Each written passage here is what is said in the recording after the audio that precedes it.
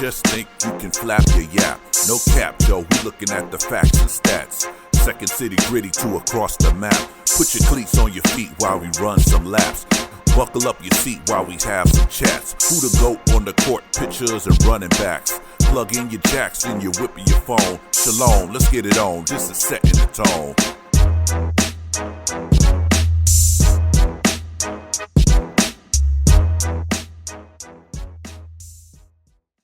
Welcome back to another episode of Setting the Tone, where the city meets the mic and the truth get told, Chicago style. I'm your host, Tone. In today's episode, we're talking about the Chicago Bears extending general manager Ryan Poles.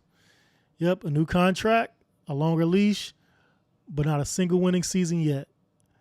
So the question today is, was this the right move? Or did the Bears just lock in mediocrity for the long haul? Now, this ain't just me sounding off in a vacuum. I was in a real conversation with some real Bears fans, my man J Mac and my man Earl the Boss. We went back and forth all night about this. And trust me, the takes were flying, and we were having fun, we were vibing. We had some agreements, we had some disagreements, but we brothers and we, enjoyed the conversation as we always do. And I'm gonna bring a little bit of that to this episode, probably all of that to this episode. To be honest with you, we're gonna start the episode off with a segment. I'm gonna talk about a case for Poles and his extension on his contract, where he already had 2 years remaining on his contract, so the Bears extended him to 3 more years to add to that. Now, here's what folks like J Mac and Earl was saying in the chat that we had about the extension. J Mac was saying this is Poles' first time with his own coach. I don't agree with that, but let's just hold that right there. He says his own coach, the actual guy that he wanted. Okay, we'll get back to that later. But so Eberflus wasn't his guy, is what he's saying. That was the organization's guy. Okay. If that's the case, then okay, Ben Johnson is his guy. We'll get back to the Eberflus thing. Now, we've got a solid young core, they were saying. We got Odunze, we got Jalen Johnson, Montez Sweat, Caleb. We finally got players and coaches that want to be here. And that is definitely important. Poles got players in the locker room.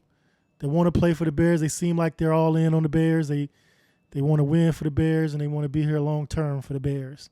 So that's definitely important to have in your team in your locker room. So I feel Poles has done that. He's done a good job with that. He's had some missteps, but he's done a good job with that. He's not making the same mistake twice. He's learned from his past mistakes. Is another point that was made. One of the pros and Poles' side of things, he's not making the same mistake. So that's showing that he has growth in his role as a general manager, because he is a first-time general manager. So you want to see growth from your general manager. It's going to transfer to your team, hopefully. And look, there's truth in all of that. This offseason, last offseason, he's been pretty good. He got the Bears, Caleb Williams, our potential franchise quarterback, okay? I think it was a great draft pick, might be honest. He nailed Rome Odunze in that same draft. Okay, good player. I don't know if it was the right pick, but it was a good college prospect, good player. I hope he blossoms into a great Chicago Bear. He extended Jalen Johnson last offseason, which was a great move. One of the top corners in the league. Top 5 in my opinion, corners in the league. He signed vets to fit the system. He did sign Montez Sweat. He did sign Joe Thuney. He did sign Drew Dahlman on the offensive line this season. So those are great moves. I agree. Those are great moves right there. So I can't knock him for that. He's made some other free agent moves that he signed that fit the squad. So I ain't tripping. Those are good moves by Poles, And he brought in what what looks like a coaching staff under Ben Johnson that's pretty serious. He's got some guys that are pretty serious, some guys that's going to work you, some guys that's going to hold those players accountable. So that's another feather on the Poles cap. This coaching staff that he brought in looks like a serious staff. So yeah, there's a case to be made. Align the GM with the new coach, give them the same timeline, and maybe, and just maybe, you finally build something long term, some continuity in Chicago, you know. So it's all about waiting to see now, right? Now, there's a case against Poles getting an extension. Let's talk about that a little bit, because in that conversation, something I said was, Poles not about to hype me up no more than he's already done the past couple off seasons.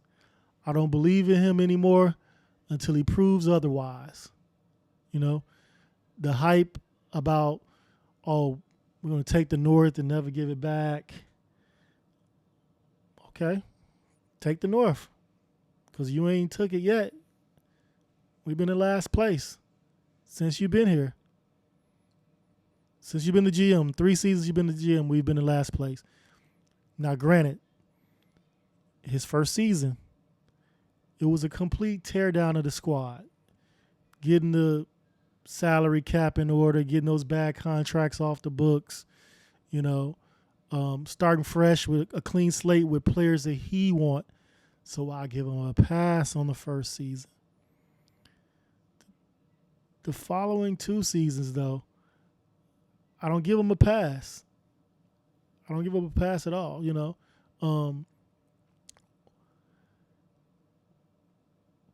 We have the 2 longest losing streaks.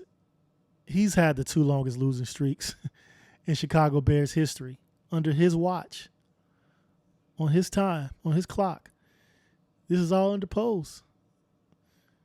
And like I said, the first season, I'm not going to trip too much, but that losing streak rolled over into his second season. And then his third season, we started a new losing streak of 10 games. So this is all under his watch.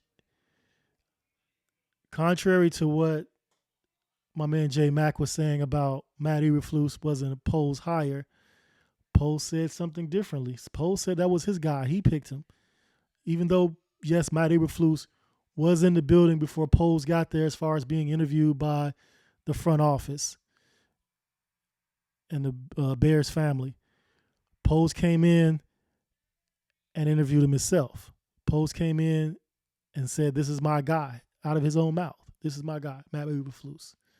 So we can debate that was a Poles hire, whether he was forced into that or not. He still had a chance to let him go last season after disaster season before that.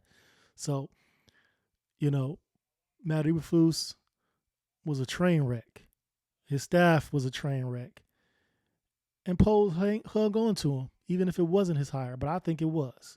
You know, he drafted Velus Jones early it was an early draft pick for Ryan Poles. And that was a dud.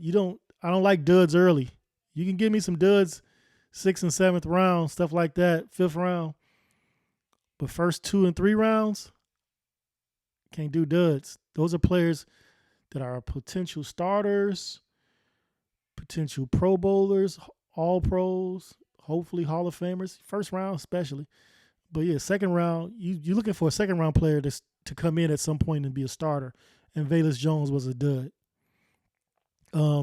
He traded for Chase Claypool, and we know that was a stinker. We already heard the rumblings from the Steelers about Chase Claypool, and the Bears traded for him anyway. You know, he just wasn't a good fit for the culture. You know, his I don't know, personal attitude just didn't fit with the squad, you know, and the culture that the Bears are trying to build. Poles also passed on Jalen Carter a couple seasons ago in the draft. And I understand why he was cautious on passing on him. Jalen Carter had some off-the-field things going on right before the draft. So that probably hurt his stock, and Bears didn't have the infrastructure to bring him in the building as a top prospect. But he looks like he's doing just fine in Philly. And Philly might have the coaching staff and the players surrounding him to keep him in check.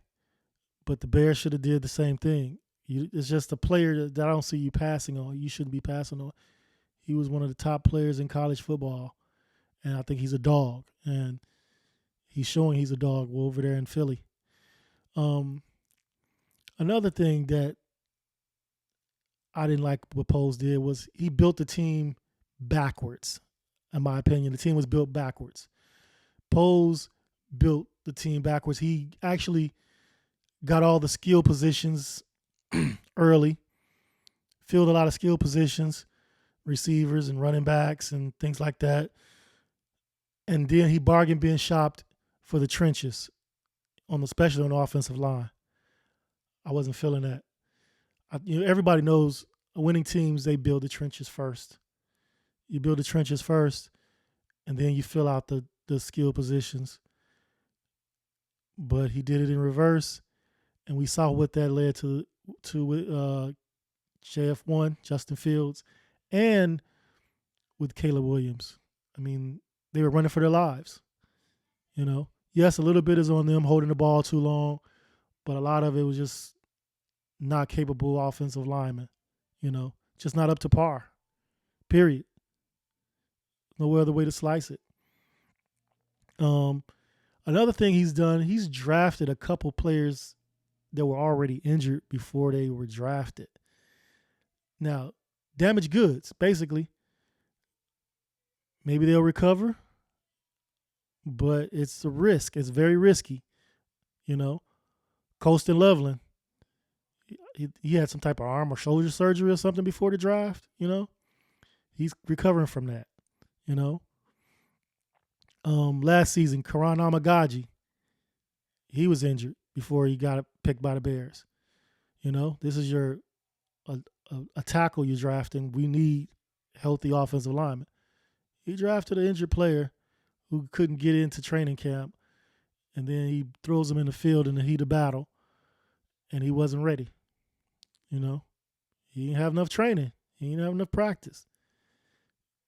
I don't even blame Karan. I hope he does well this season. I hope he gets his thing together. But this is Poles picking injured players, and I don't think that's a recipe for success, in my opinion. Not early success. Maybe later on you can have some success with those guys, but early on there's a setback. They're set behind the 8 ball, really. So, and for all of that, he gets a new contract.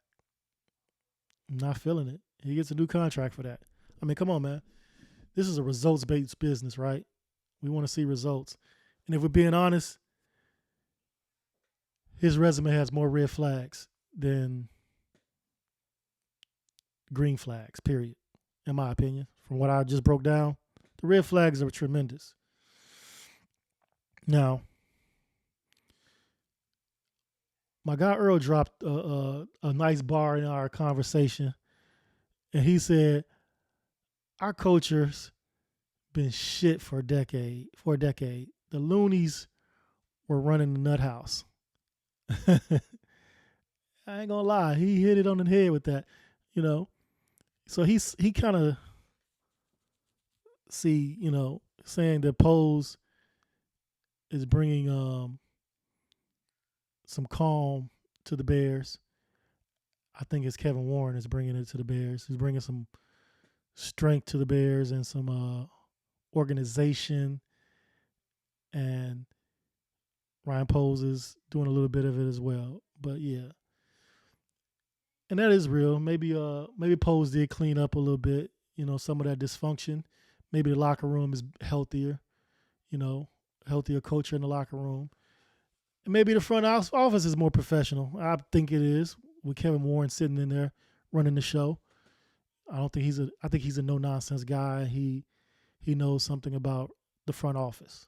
He's not a rookie at this or first time at this like Ryan Poles is right now. But here's my issue. Culture without results is just PR. It's PR. It's, you're going to have to show me. You have to show me. Now, people be like, keep saying, hey, man, be patient. But we're patiently stacking L's. And he's getting an extension. You don't get rewarded for potential. You get rewarded for production. Simple as that. What you produced, then you get your extension. In my opinion, they should have waited on the extension to at some point in the season or at the end of the season. And if the team has shown progress and going up, then extension. But he hasn't shown anything, in my opinion, not enough. I ain't gonna say anything. Not enough to be like, all right, let's tack some more years on this contract. No, earn that. Work through this contract, or work through this year, and then we'll talk about an extension after that. And even the good off season that we're having, even the good off season that we're having, it's still just on paper. It's on paper. We got to play the games. It's on paper. The NFL is not played. NFL is not played on paper. You don't get wins on paper. You get wins on the field. So far for me, Ryan Poles hasn't done enough for an extension, and that's that. But hey, let me run down some highlights from our conversation. My man J-Mac said, "You want Poles' head like Ned Stark." So I think that's a Game of Thrones reference. So, but I don't want his head like Ned Stark's. Although I did say something in the chat where I said at the end of the season, I would have fired him if I was Kevin Warren. Simple as that. Eberflus gone. Get the general manager out of there. Matter of fact, Kevin Warren can bring in his own general manager. He came in after Poles. Align the general manager and the team president and CEO. Bring in your guy. That's what he could have done. That's what he should have done, in my opinion. Bring in his guy. Now you got the general manager aligned with team president, or the team president aligned with the general manager. And then that new general manager can bring in his coach. And all three of them are aligned. They're all three in this together. And that's the real continuity right there. They all three collaborating because they all three were brought in together. This is my coach. This is my general manager. Bam. We're one. And the alignment thing is crazy because we got a new coach in Ben Johnson. And we have a quarterback that was drafted last season before Ben Johnson. And that's not Ben Johnson's quarterback. Who's to say that's somebody that he wanted if he would have been the head coach last season? But he's saddled with the second-year quarterback that he had nothing to do with. And not saying that something's wrong with Caleb, because Caleb looks like he could be a good one. And Ben Johnson probably likes Caleb because he wouldn't have taken the job. So I understand. So that's fine. But just if you're talking about alignment, let's align everybody. You know what I'm saying? So I just feel like, we extended the GM who hasn't won, who was putting this team together, who picked these coaches. Why? We extended him. Why? Because we hope shit'll turn out. We hope it's going to be cool. We hope it's going to be good. We hope we're going to take the North and never give it back. We're doing all this on a hope and a prayer, That's how I'm seeing it right now.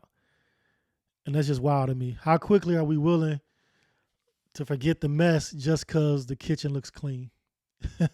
Because the kitchen looks clean, but there was a mess the day before or the night before. And then we caused it. He caused it. That streak last season was just pitiful, pathetic. But those are his guys. Those are his players. Those were his coaches.